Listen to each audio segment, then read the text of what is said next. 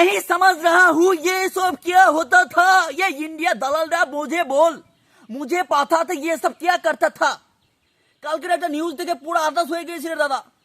কালকে বাংলাদেশে গোপালগঞ্জে একটা অনাকাঙ্ক্ষিত ঘটনা ঘটে গিয়েছে। একটা দলের সমর্থক বাংলাদেশের সেনাবাহিনীর উপর আক্রমণ করেছে, গাড়ি পুড়িয়ে দিয়েছে, সেনাবাহিনীর উপরে হাত তুলেছে, মাথা ফাটিয়ে দিয়েছে।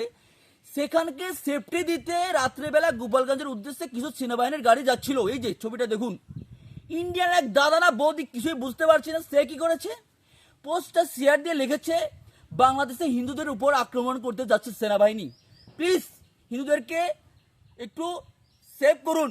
এটা কি মানা যায় বলুন তো?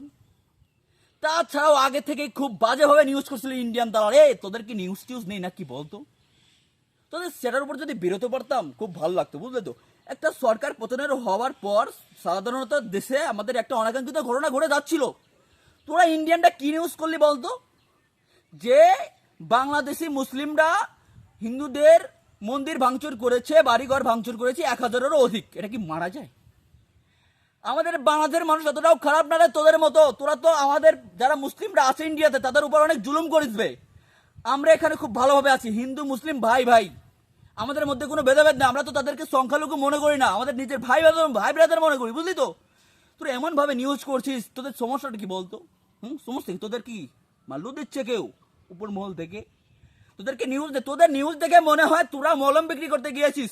বাংলাদেশে কি হলো দেখুন, এই যে ছবিতে দেখুন, বাংলাদেশে পুড়িয়ে দিচ্ছে মন্দির, পুড়িয়ে দিচ্ছে। তোদের কে বলেছে রে এসব হচ্ছে?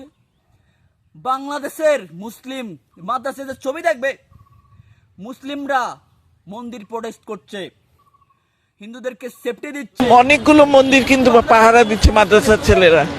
তোরা কি ক্রিমের ওষুধ খাসনি বল তো, ক্লোজ করে বল। কালকে ঢাকাতে হিন্দু সম্প্রদায় একটা আন্দোলন করছিল, তারা নিরাপত্তা চায়। সেখানে অনেক স্লোগান দিচ্ছিল, জয় শ্রীরাম না কি ওদের একটা কথা বলে স্লোগান দিচ্ছিল। সেখানে যখনই আজান দিয়েছে তারা চুপ করে গেছে, তারা আমাদেরকে সম্মান করেছে, আমরা তাদেরকে সম্মান করি। আর তোরা কি সমস্যা কি বল? তোরা রিউমাস ওয়াচ্ছিস কেন বে? হ্যাঁ, ভালো হয়ে যায় বুঝলি, ভালো হয়ে যায়। এমন সেটার উপর কষবো না, পাশা দেখাতে পারবি না। টয়লেটে গেলে কিন্তু মনে পড়বে যে না বাংলাদেশ বসিয়েছিল। ভালো হয়ে যাস, আজ বাইরে নিউজ চড়াবি না বলে দিলুম, খেয়ে দেবো একদম, সালা দালালের বাচ্চারা।